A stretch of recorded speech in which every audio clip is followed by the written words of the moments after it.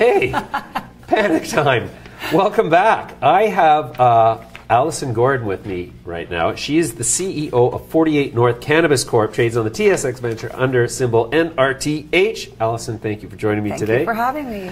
Allison, let's start with. I'm not gonna point out, like, everybody called me and said, "Oh, you gotta have Allison. She's one of the only women CEOs in cannabis," and I'm like, "Well, great, but like." I just want to know why she's the CEO. Like, I don't care that you're, I mean, it's interesting and we can talk about that in a bit, but that's not the main focus to me. It's that's like, okay, great. let's just hear you. It's like, I'm here, I'm a person. Exactly. Right. And you're in the cannabis space and you're growing cannabis, so you're obviously somebody I want to talk to about that. So tell me about 48 North. What is the differentiator in terms of competing with all these big behemoths, and how did you get into the space and all that? Okay, well, I'll start with how I got in because it kind of leads us there. But I am a cannabis user recreationally, and about over 12 years ago, I had a close family member who was diagnosed with stage 4 ovarian cancer. She was older, she'd never used cannabis at all, and she was recommended by her doctor to try medical cannabis through the MMAR program. And as a cannabis user, I was like, hold on a minute, wait a minute, what's going on here? I had no idea that we had a medical program. At that time, I had co-founded an organization called Rethink Breast Cancer, and that's what I was doing with my career. And in that organization, we were really thinking differently about breast cancer and very marketing and branding focused, focusing on young people. And I naively thought back then, I think it was like 2008, like, you know what? Someone needs to rebrand the cannabis market and open stores that will, you know, sell beautiful cannabis. And I started to look at the industry, realized that it wasn't that simple, but also really see how the cannabis was helping her in many ways as she was going towards the end of life. So anxiety, sleep, pain, and I felt like, okay, this needs to get out there. So I really started examining the space back then. And then in 2013, I decided, okay, you know what, let's start making a move and maybe to really do something. The government obviously had announced that they were launching the new program. So I started to talk to people and get a lot of different opportunities because I guess I had this perfect storm of marketing and branding and entrepreneurship. I had, you know, with my partner, had grown this breast cancer organization to be a national organization that was recognized globally as sort of changing the face of breast cancer. And then I had been working with patients, physicians, and government relations for all those years. So I wound up taking a position as a chief marketing officer for actually WeedMD. Okay. That's in early 2014. And at that time, WeedMD was delayed in licensing, as everybody was, around the injunction. And, you know, the government had said, we're going to delay your inspection. We'll be back really soon. I thought, okay, a week, a month, you know. I think it was about a year and a half. But during that time, we actually went and started to look and say, okay, well, we can't really wait for Health Canada right now, so let's take some of these opportunities we're seeing in the US. So we wound up purchasing one of 4 legally permitted dispensaries in Los Angeles, in West Hollywood, which is now the MedMen store. So we sold it to MedMen, their big flagship store on Santa Monica Boulevard. Wow. So during that time in 2014 and 15, you know, there was maybe 8 or 9 licenses in Canada at that time. And we, you know, we all knew each other, Terry Booth and Neil Klausner and Bruce Linton, and everybody was sort of running around. But those guys were very much focused in Canada on building out their cultivation, a medical system, dealing with regulation. And I was running back and forth to Los Angeles, working in this mature market and seeing it in a very different way, because it almost went back to my original thought of, like, someone needs to rebrand. I mean, in California, you were seeing the evolution of the products and brands really come to market. When we first purchased the dispensary, I think the sales of extracted products were in around the 30% range, and they really quickly went to, you know, 40 and 50%. And also, when we first purchased the dispensary, all of the products were made by the bud tenders that worked there. So you had, you know, homemade lemon squares wrapped in cellophane. I was like, perfect, perfect. The branding hasn't come in yet. And then suddenly you were seeing Kiva's and Venice Beach Cookie Company, and, you know, all the products were coming in, and I was like, okay, this is happening. This is what it's about. This is a consumer packaged goods industry, which I know many people are saying now, but in 2014, my colleagues in Canada were like, what are you talking about? I'm like, no, it is. I mean, it's a consumer packaged goods industry. So the long and short of it is, my journey took me from there to doing a lot of work in the US and Canada, doing deals, because we were seeing these amazing companies in California just at their infancy. But, if you met the management, you're like, okay, these guys or girls know what they're doing, and their stuff is starting to sell really well. So it was a huge opportunity to expand my network way beyond Canada. And so I was doing that for a while, and then ultimately working with Guy Laliberté's family office. They were looking at stuff in the space. Guy Laliberté was the founder of the Cirque du Soleil. Right, okay. And he was looking at different deals in the space, and they ultimately decided to make a large investment in what is now 48 North and asked me to come and help out, and I did, and ultimately was asked to come be the CEO. There you go. It's a very long story. And That's not that long. But it's important for talking about what 48 North is about, because that same vision that I've had is still very much, now I'm in a position to execute on that vision, which is saying, okay, we want to be focused on products and brands, and really looking at it as a health and wellness company versus really saying, okay, we're a cannabis company, so we exist inside this box, we're cultivating, we're extracting, and this is what we do. We have a different view. We say we're a health and wellness company that is focused on the female market, and it just kind of expands the type of deals that you can do, where you want to play, the distribution, the retail, the acquisitions. It's not sort of cookie cuttering down that line. Right. Okay, interesting. So that kind of does bring me back to the women in cannabis sort of you question. Can't get away from it. Yeah, exactly. Yeah. So then marketing to a female audience is an entirely different approach than marketing to a general audience or a masculine audience. What is it about the market for women that you have to do differently? That's a difficult question, because women are many things. So women are from, what is it? Women are from Venus and men are from Mars, or something like that, right? But women are, there's no, amongst the demographic women, there's many demographics, and I might have more in common, as a consumer with you than I would as another woman. So it's hard to generalize in that way. But when we set out to explore this strategy, we started to do a lot of market research to say, people are going to ask these questions, and investors are going to want to know, is this even a market? So it was really interesting to see that women do make up 48% of the current cannabis market. And they're actually more likely to see cannabis as a health and wellness plant, as something that they can enhance their lives in that way. So that was very interesting. And then when we looked at, we obviously broke that down: heavy users, medium users, light users, non-users, intended users. And amongst intended users, so people who say they haven't used but they will once it's legal.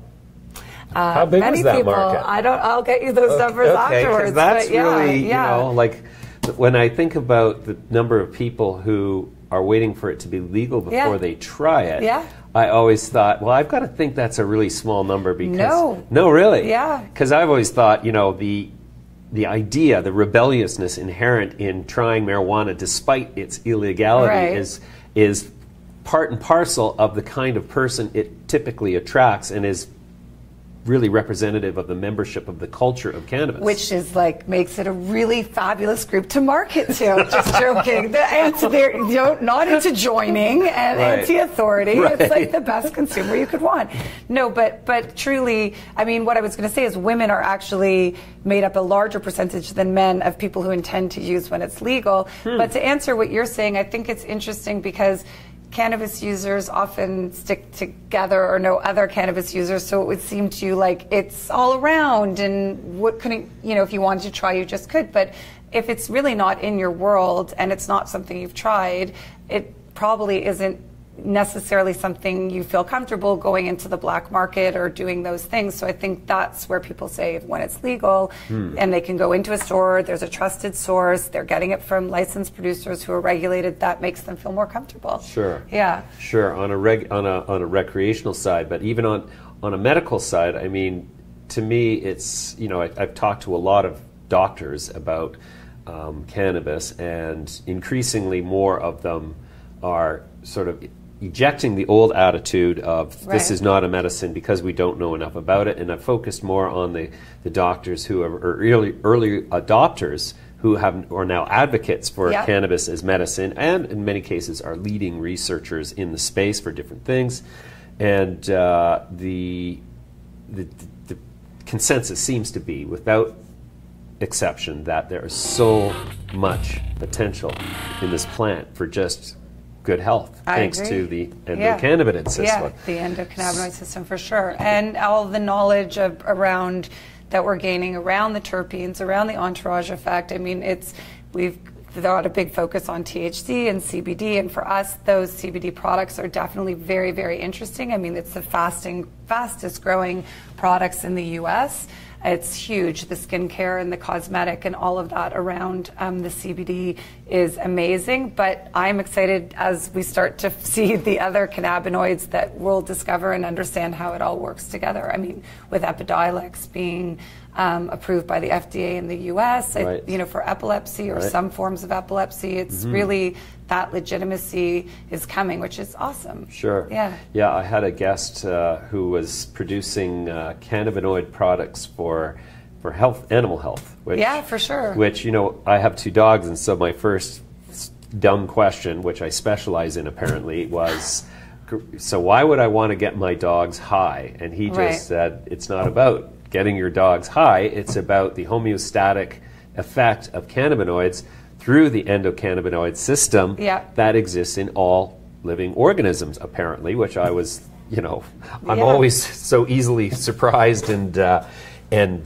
positively so. So what is it about the endocannabinoid system from a woman's perspective that makes it applicable to products that women would gravitate to? Right. So the endocannabinoid system, again, and I'm not a doctor wherever the camera is, and this is not my area of expertise, as I understand, and it's part of the human body, so it's not a male or female thing. Obviously, there is research that shows that breast milk and the way that all that goes together closely matches the cannabinoids and the endocannabinoid system. And I'm sure I'm butchering this. So I'm going to say that's not what I meant. It's not that it's particularly about women, the way that the medicine would work with women. What I'm saying is that there are particular issues or health challenges that women face that could be helped by